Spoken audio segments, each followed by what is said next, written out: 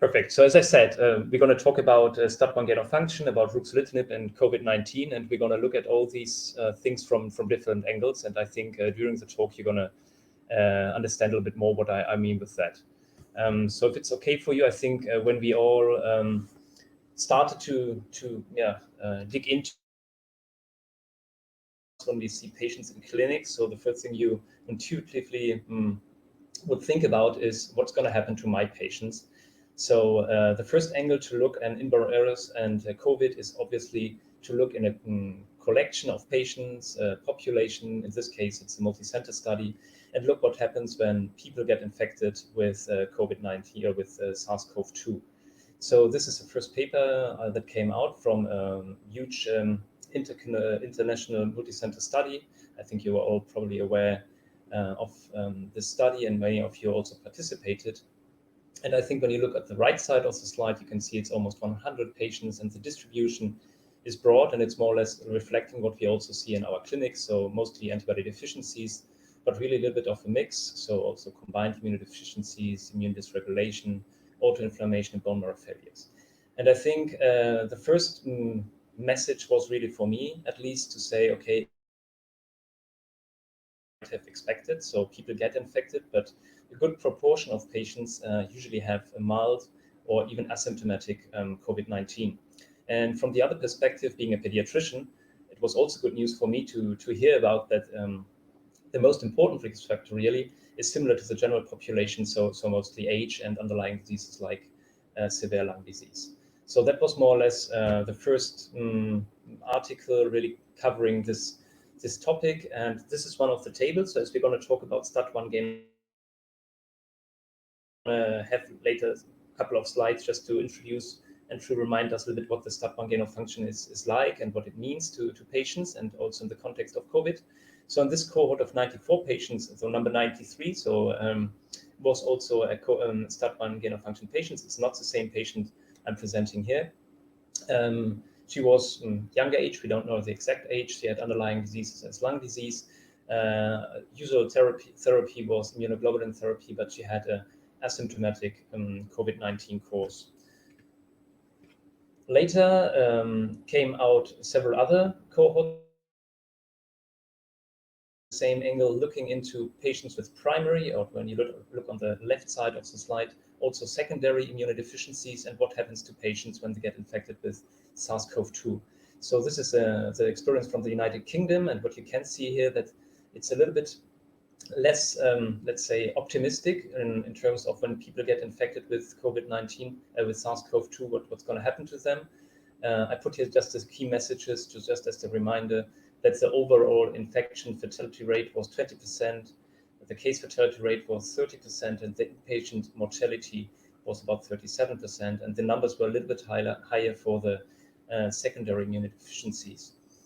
So overall, the mortality was higher when compared to the general population. And what the authors asked for is that we need specific strategies for our patients to be protected. So that was also more or less when we started the vaccination programs, to have them also included in these precise vaccination strategies. But then it becomes, again, when we look on the Italian cohort, what they report is they also had a fair amount of patients in the cohort that increased mortalities in comparison to the general population. But on the right side, what you have is a study from Israel, which is a very small cohort, only 20 patients. But what they already say there is that maybe we have to look a little bit more into detail what kind of immunodeficiencies we are really talking about. And they already raised the question if type 1 interferon signaling is important and might maybe predict a more severe course. So I think you also know these two papers from in Science in 2020. Again,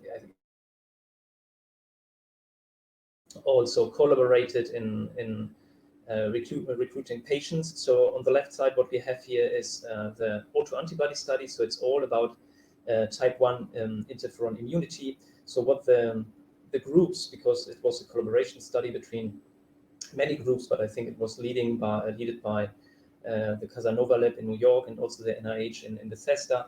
So what they were doing is putting it a little bit the way around. So instead of looking directly in a collection of patients with inborn errors of immunity and look what is the outcome when they get infected, is to look in severe COVID patients if there might be something underlying,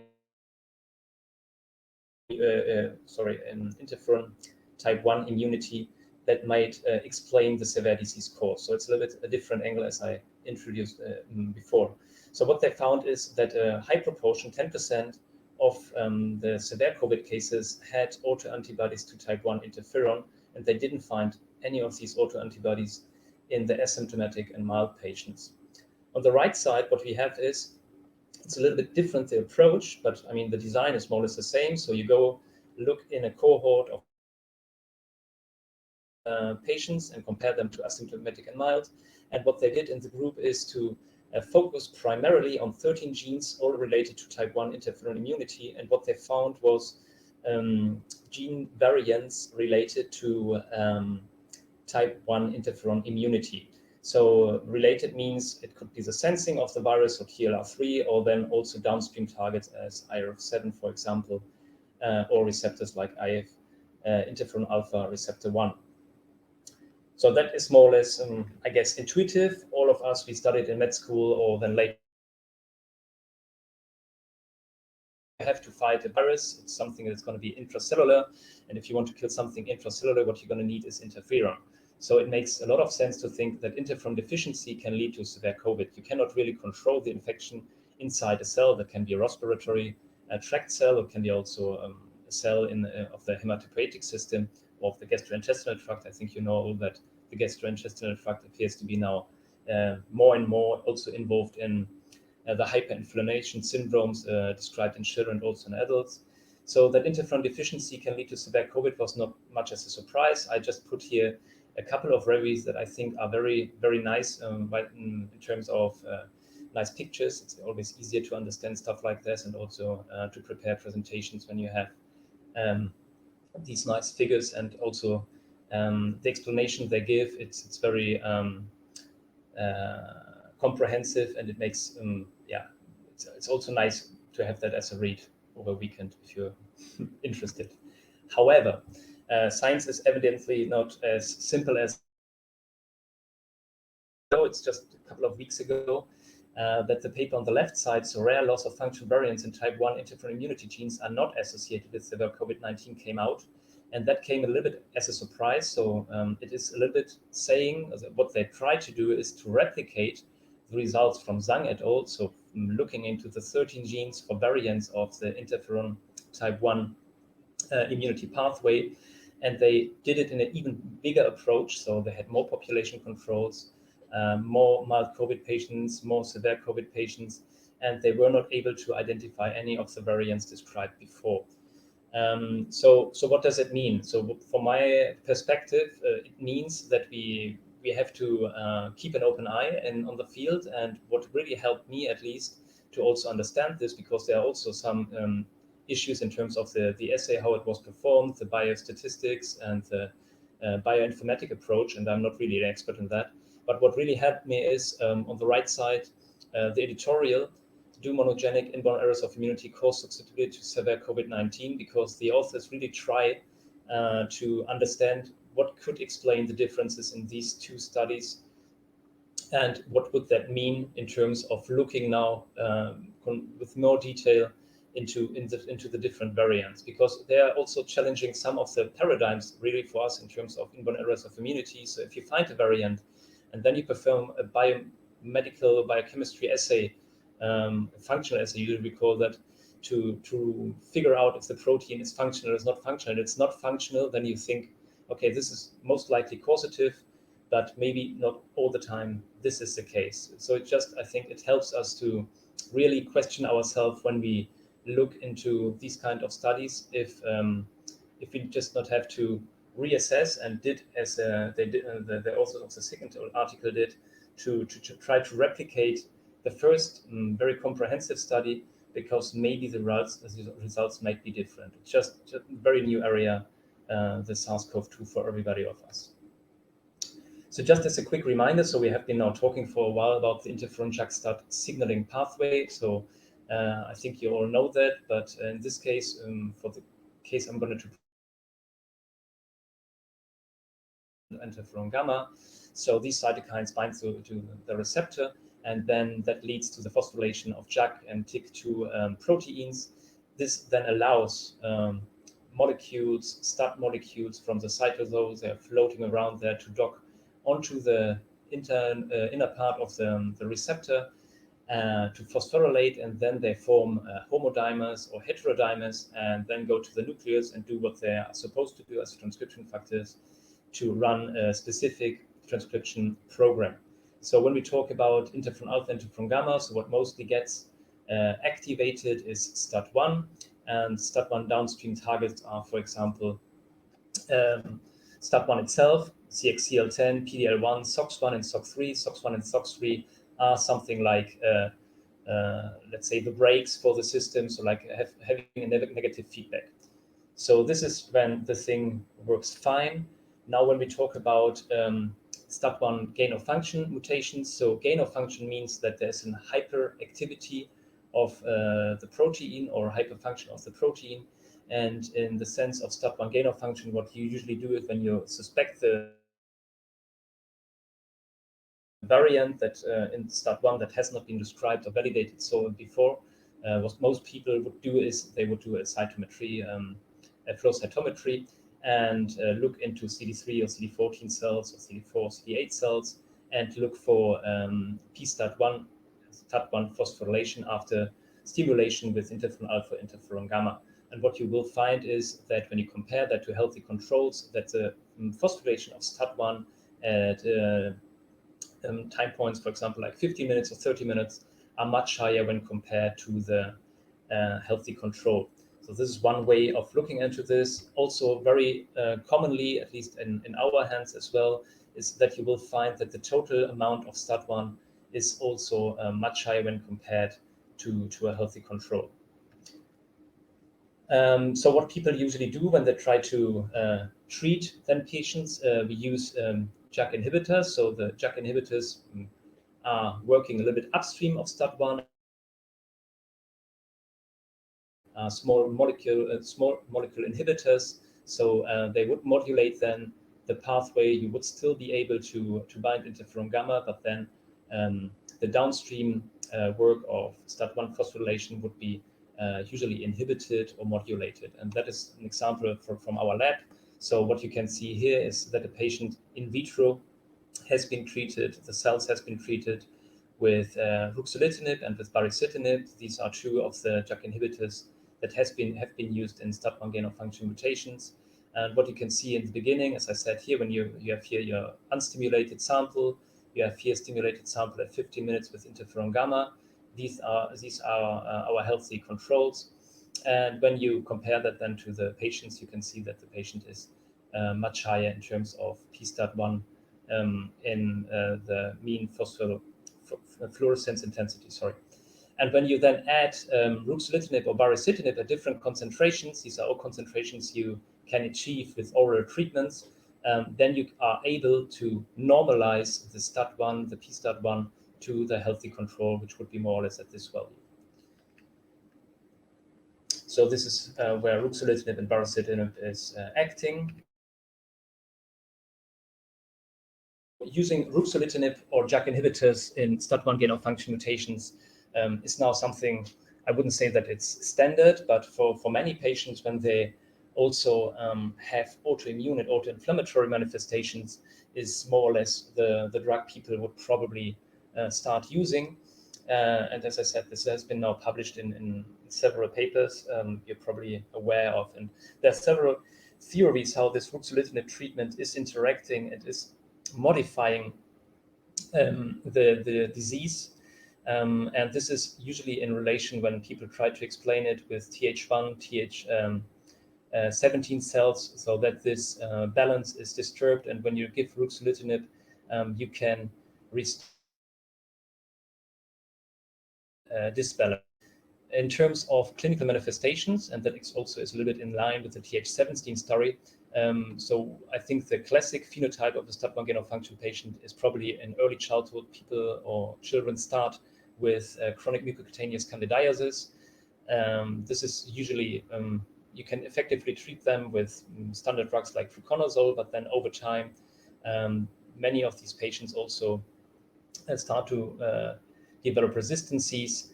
And if you start treating those patients also with JAK inhibitors, one of the first things you're going to see is that the chronic mucocutaneous candidiasis goes away. So this is really something that has a very early response.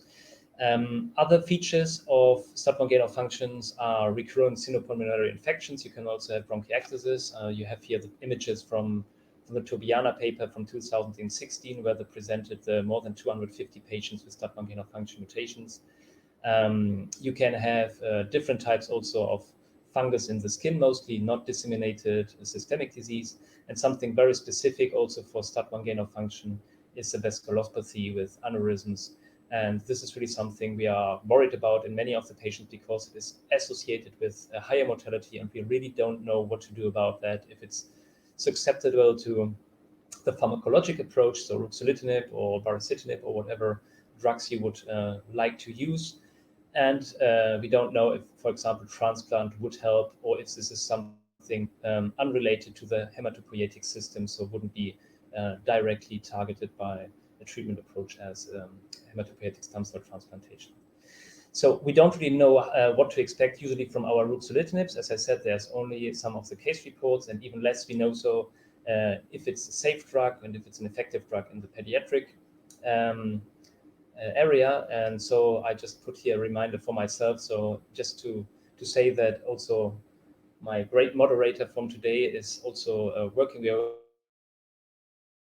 with a pediatric cohort with patients of STAT1 gain-of-function mutations and JAK inhibitors to understand a little bit better also the effectiveness and the adverse events of ruxolitinib. Mostly, there's also one baricitinib patient in pediatric patients. So if you have any patients and you would like to contribute, please contact either one of us. So we're going to talk about viral infections, so COVID-19 or SARS-CoV-2. Sorry, I'm mixing that up a couple of times now. And as you can see, this is also from the Tobiana paper. So viral infections are common also in the cohort presented there. You can see that almost 40% have had viral infections, mostly cutaneous, but also systemic. And when you look into what kind of viruses they had, they're mostly from the herpes family. But I would also say that there might be a little bit of a bias. You also know that many of these viruses are more or less easy to test for. And people are also recognizing them more in the inborn errors of immunity community, but we are not really aware about, let's say, respiratory viruses, for example, as coronavirus, because we usually don't test for them. And if we test for them, you would maybe report them specifically, whereas CMV or EBV something you would probably report. So this is something, there's a viral infection susceptibility in these kind of patients, but I think we have to just wait a little bit more and see if there's also a susceptibility to COVID-19. Is it important, the JAK-STAT pathway in SARS-CoV-2? So it very much looks like that. So this is just one of the most recent papers, and I put it in here because it's just, from my perspective, very interesting, because it links the coronavirus with the JAK-STAT pathway, and not stopping there. System. So this is really like a very, let's say, complete pathway that can be followed. So you have now your infection here with the SARS-CoV-2 in a cell of the respiratory system. Then you have an activation of the JAK-STAT1 pathway, and that then would trigger the complement, and that then finally would lead also to the tissue damage and hyperinflammation that is very specific for the severe disease course of COVID-19. And as you can see in this paper, they propose a combined approach using antivirals, maybe JAK-STAT inhibitors. Mostly when you talk about that with people, they would probably think about baricitinib, because it not only is inhibiting the STAT1 pathway, but it also is interfering with the entrance of the SARS-CoV-2 in the cell, and also complement inhibitors could be maybe helpful in the patients. I think what is very, very important, and we're going to see that now in this slide, is that this is obviously a dynamic system, and this is very, very hard to test also in the laboratory. Know at what stage of the disease and what patient you would need what kind of intervention. So maybe antivirals would make sense to think about that in the first step of the disease. So this is more or less what they are also telling you here. I'm now jumping a little bit around, but we're going to pick up a little bit later with the other stuff. So it's in the beginning of the disease where it would make sense to use something like remdesivir, so an antiviral. But then at day 10, 14, I don't know if somebody of you also looked after patients with severe corona disease, COVID19, mostly adults. When they start to get unwell, it's usually at day 10 and day 12, then they start to get hypoxic and need non-invasive or even invasive ventilation. So that is then when you start with a hyperinflammation state, inflammatory state, and that is then when you probably would like to modulate a little bit the immune system. So where does this come from? So this scheme is the end of the slide, but the beginning of the slide is when people recognize that the JAK-STAT pathway is involved in the pathophysiology of COVID-19. They already proposed baricitinib, or ruxolitinib actually was the first one they tested in different study designs. And what they found is that there was a faster clinical improvement, that there was a significant chest CT scan improvement, a faster recovery from lymphopenia, and also favorable side effect profile when they compared this to, for example, tocilizumab, anakinra, or high-dose steroids. People then did is to design a placebo-controlled study, so a clinical trial, baricitinib plus remdesivir, and this is published in the New England Journal of Medicine, as most of you probably know. And the effect of this combined approach, so what they achieved is they also achieved something, but I would say less significant in the moderate or at least not severe COVID patients. But where you really can see a difference is when patients require respiratory support, so high flow oxygen or non-invasive ventilation. So then the time of recovery was significantly lower in the treatment when compared to the placebo, and also the same is true for the 28-day mortality. However, I think what is very important also for these kind of studies is standard of care is not placebo. Standard of care is probably using dexamethasone at different dosages, and people are also trying and employing in different centers different approaches. But I think placebo is probably not the treatment you should compare it to. But as far as I know, baricitinib is still in different trials, and these trials are not placebo-controlled, but have, for example, steroids in the same treatment arm, so baricitinib with steroids versus steroids. So I think it is interesting to think about what would a JAK inhibitor do with a patient with COVID-19. So this is one angle to think about. If you have a severe COVID-19, would it make sense to use ruxolitinib or baricitinib to, let's say, modulate the hyperinflammation and the tissue inflammation that might come with that? And the other way of looking at it is we also have patients that are already on ruxolitinib or baricitinib for whatever reason. So they can have, let's say, a myelofibrosis. It was the first treatment indication for ruxolitinib, for example. Or they can have a rheumatic arthritis or other rheumatologic diseases. Other indications are refractory inflammatory bowel disease, etc. So as I said, you have also patients that are under this treatment, and then you have to make a decision, are you going to leave them with ruxolitinib? And as I've shown you before, ruxolitinib, what it does is really inhibiting the interferon, also type 1 immunity. So if we are all now knowing or thinking that COVID-19 or that the antiviral immunity is important to fight off the virus effectively, maybe it's not a good idea to give ruxolitinib or to just take it away. So honestly, when we had our patients, we're going to talk about our specific patient in a couple of slides. We also had to make a decision. This patient was on ruxolitinib for quite a time. What to do with the ruxolitinib, if to leave the patient on the ruxolitinib or take it away. And at that stage, there was nothing in the literature really about that. And now when we look into the literature, it starts to popping up also some, it's mostly case serious, but there are also some cohorts. So this is so far the biggest cohort, where they look on patients with myeloproliferative neoplasms under treatment with ruxolitinib, and they compared patients that stayed on ruxolitinib and patients that were acutely abrupt withdrawn ruxolitinib. And what they found is when you take away ruxolitinib, there was an increased mortality rate, and that was also controlled for some early on disease severity, etc.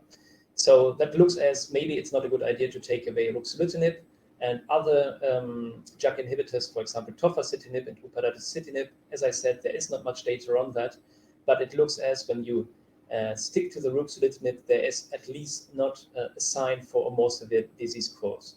To take it away might be harmful. To stay on it, we don't know if it's helpful, but at least probably it's the most conservative approach, I would say, so far. But as I said, we're still learning, and I'm pretty sure some of the registries are producing now data that going to be published in some month. So for our patient, the study rationale was that there was a lot of uncertainty. So when you have a STAT1 gain of function mutation, what does it mean? So you have a hyperactivity of the JAK-STAT pathway. So is it good? Is it protective because you have antiviral effects? Would that make sense, having in mind that almost 40% of the patients with STAT1 gain of function mutations have a susceptibility to viral infections? Or would it be deleterious, so hyperinflammation, because we actually cannot really slow down then the inflammation once the trigger started to induce us to produce interference, and then the STAT1 would just hyperphosphorylate and not dephosphorylate at the speed we would accept them to dephosphorylate. So that was a little bit the problem, right, in the STAT1 gain of function patient. But then if you add to all this also the JAK inhibition, so then it really becomes to a matter of balance, and you don't really know what to do. So we thought, when we had the bad luck that one of our patients, so an 11-year-old girl, got infected with COVID, with SARS-CoV-2, we really started to look into this with more detail, and we're going to see some of the results we did then in the lab. But to just introduce you our patient, so she is an 11-year-old girl, and she presented in early childhood with recurrent respiratory tract infection, so pretty classic disease presentation.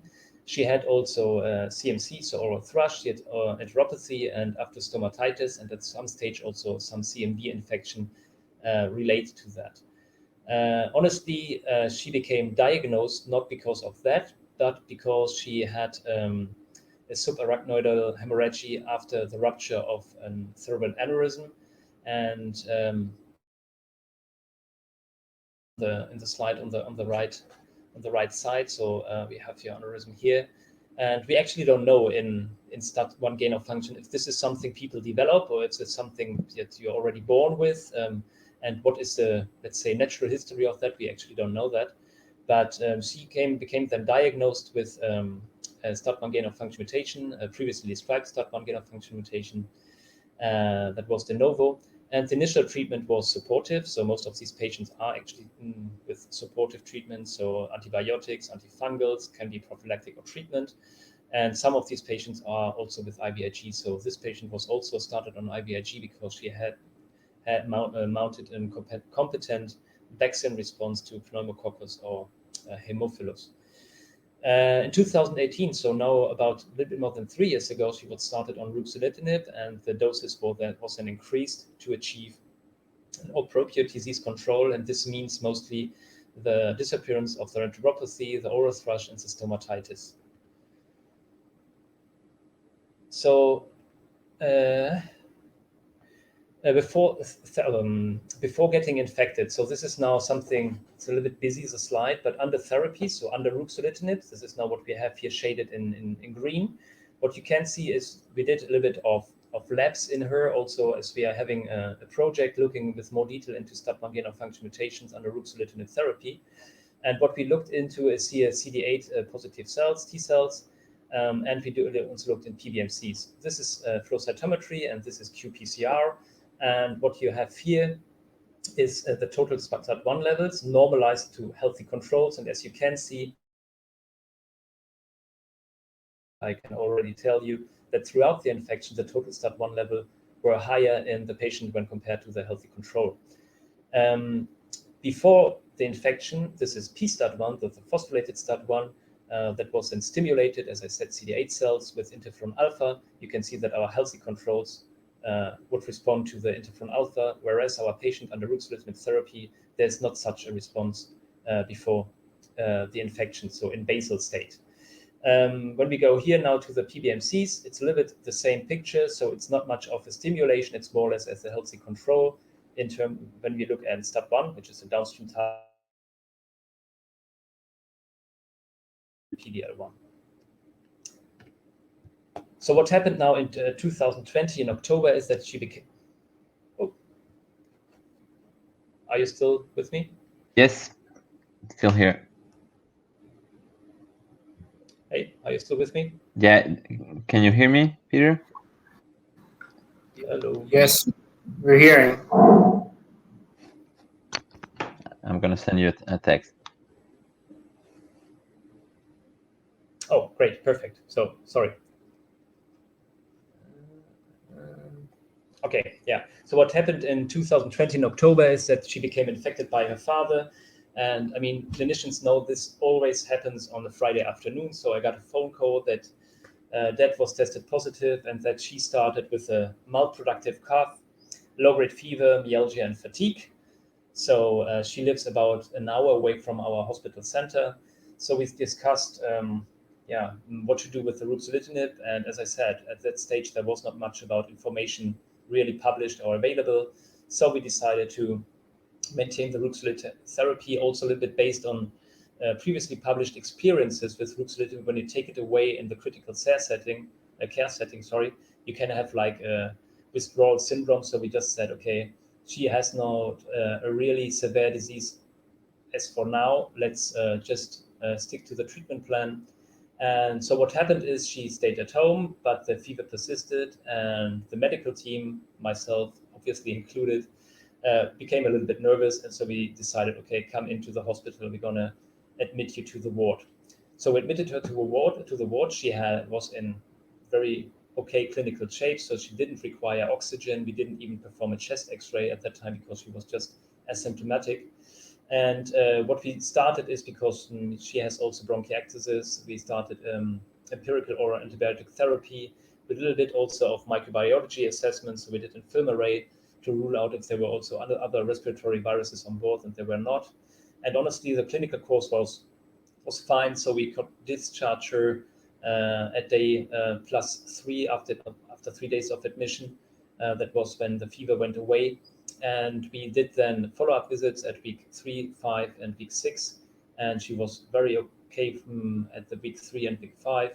At week 6, she started to develop a candida vulvovaginitis.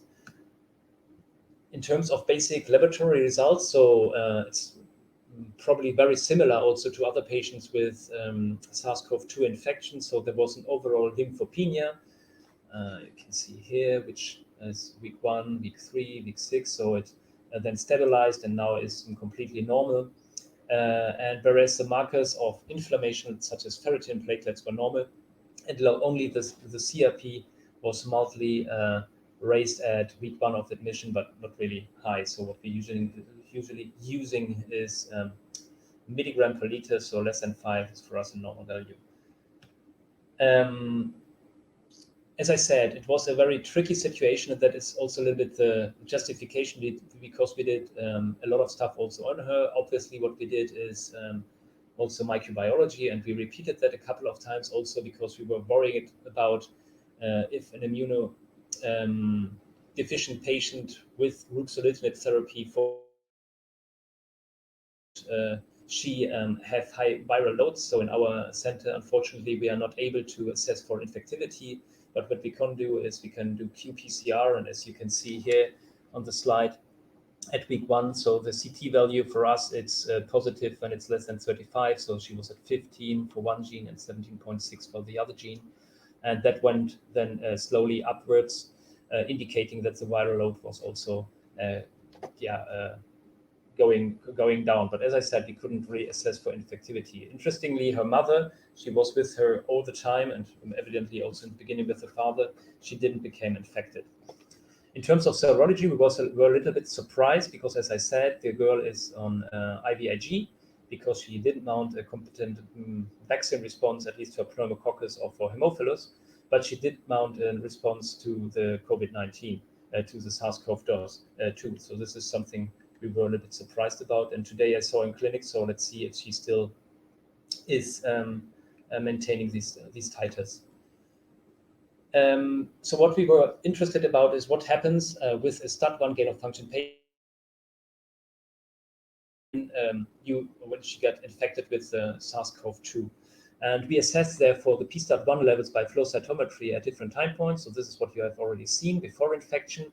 We had, due to the Ruxolitinib, the levels modulated, inhibited for the interferon alpha stimulation. But at week 1, you could see a response. So she was able to mount at least in vitro response to interferon alpha. And that then, at week 3, we have a little bit less signal, but then on week 6, again, she is responding a little bit to the interferon alpha. So we also looked for this on the CD14, so monocytes with interferon alpha and interferon gamma. And what we saw there is something we really are looking more into detail also outside the setting of the SARS-CoV-2 infections, and that is that some of the stimuli, for example, when you compare interferon alpha, interferon gamma, and patients are receiving, you can see a little bit of a difference. So it looks like that the interferon alpha response is somehow a little bit easier to inhibit with Ruxolitinib when you compare that to interferon gamma, because if you look here, the interferon gamma response before infection and during infection is more or less the same as our healthy control. Whereas there is a little bit of a difference in the monocytes when you stimulate with interferon alpha. Usually when you try to stimulate CD14 cells, the best thing you can use is interferon gamma because you have more receptors of interferon gamma on the monocytes. But as you can see, it works pretty well also with interferon alpha, as we have here our healthy controls. So this somehow indicates that there is an immunomodulatory effect of Ruxolitinib, as seen here, for example, but it's not really completely abolishing the interferon JAK-STAT axis. So that allows probably our patient also at some stage at least to control the virus infections.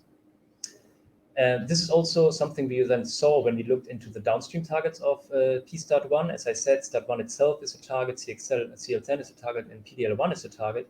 And as you can see, for example, mostly in week 1, so in the acute infection, so she was really able also to start the transcription with STAT1 when you stimulate them, the cells, the PBNCs with interferon alpha, there was a response, at least comparable or even higher when compared to the healthy controls. So as I said, there is an immune modulation of Ruxolitinib in our patient. However, during the infection, she was capable of mounting a STAT1 dependent response. So we had that then now in the flow cytometry. We have that in the qPCR with the gene expression. So we looked also into this with an ELISA in the supernatant. So when you stimulate PBMCs with interferon alpha, and then you take the supernatant, then you would look at CXCL10. As I said, it's a downstream target. It's also, another name is IP10. So what you can see is a little bit the same picture you have in the beginning. So before infection, she wouldn't respond as much to interferon alpha, but then during the infection, you can really see that she is able of mounting a CXCL10 production. So for the discussion, so it was really, so to the best of our knowledge, the first case of a patient with a STAT1 gain of function mutation under Ruxolitinib therapy and infected with SARS-CoV-2. I now know that in accidentally picked up a patient with the same combination, so STAT1 gain of function, Ruxolitinib, and infected with SARS-CoV-2. And I can tell you that, as I said, they accidentally picked them up because they did serology studies in their immunodeficiency cohorts, and then just found out that this patient also had apparently asymptomatic infection without knowing. So we can really say that there was an overall mild clinical course despite the maintained Ruxolitinib. And this is probably a very important observation because many of us, I think, when we have patients with these kind of immunosuppression, and we are not 100% used to have these kind of drugs in our patients, it's still a bit counterintuitive, I think, for us to treat immunodeficient patient with immunosuppressants. So I think it's important. And now, as I said, in the Czech Republic, there's another one. And on the other hand, I think it's also important to recognize that ruxolitinib is effective in controlling the cytokine hyperresponsiveness, even in the context of the SARS-CoV-2 infection, but that despite the ruxolitinib therapy, that there was still a capability of the patient to respond to cytokines such as interferon alpha and interferon gamma. I haven't shown you the slide with the serum levels for IL-6, interferon gamma, and CXCL10, but they were also elevated and then went down during the disease course. But as I said, she was still capable of mounting an inflammatory response despite the ruxolitinib therapy. So what is the limitation?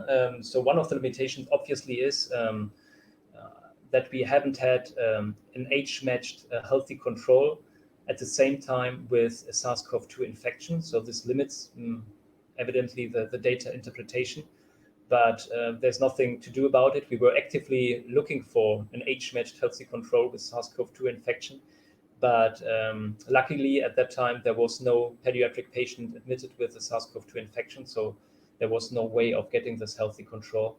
Although I think that most of the conclusions, I think, are still at least, I think they are apparently there, that you can say that there was still, when you compare to the healthy controls and also the data we have from our patient herself over the time, I think the data interpretation is limited, but it's not completely impossible. So as take-home messages, just to a reminder that I think we agree on that the autoantibodies probably are part of the story of the COVID-19. So the 10%, remember that from the slide from the science paper, and as you probably know that that there are at least 3 more papers now published in the context of ESID or convalescent plasma, where they also highlight that autoantibodies to interferon, type 1 interferons are most likely related to a severe disease course. I think that's a no-brainer that during COVID-19 or whatever other kind of infections, a balanced interferon JAK-STAT activation is important to fight off the viral infections. But probably, as I said, many limitations are also that this is a dynamic regulation. We are, at least for now, we are not really capable of having a video clip. We also always have to do take a picture. So we really don't know what's happening inside the cell during a different time course in terms of interferon JAK-STAT regulation. But that's probably key if you want to understand how let's say the physiology works, and then also how to address the physiologic state. It's still true that the JAK inhibition in COVID-19, we have not much experience, so it's very, very important to register these cases. And if you have these cases, to start a biobank and store these samples, then we can have a look on this together as a big consortium. For me, at least, I think it's obviously debatable because the numbers are so small. For us, it's just one case, and there are not many cases published so far. But if I would have been in the same situation, or would get into the same situation, I would stick to ruxolitinib and close clinical observation. I wouldn't take away a JAK-inhib in the context of COVID-19. And I think, the most important key message is for me that we really I think it's an obligation for us to have real-time registries. So we cannot really do retrospective registries. I think they are helpful, but it would be super important to implement bioinformatic tools that allow us in really real time to have these kind of registries and have that available, and not there's no need to wait, let's say, for a comprehensive publication, then let's say 12 months later, when everybody has submitted the cases, we have done the data analysis, etc. Even more in the context of a pandemic as we have it right now. So I think that's it from my side. So as I said, the paper just got accepted in Journal of Clinical Immunology. So I hope that we're going to have that as soon also available online. I'm happy to share that obviously also with you. And yeah, this is the team, so the collaborators in this effort. It's, as I said, just a case report, but I think we've learned a lot from that. And I hope you also enjoyed a little bit the clinical case and a little bit of the literature review. And I'm happy to take your questions. Thank you.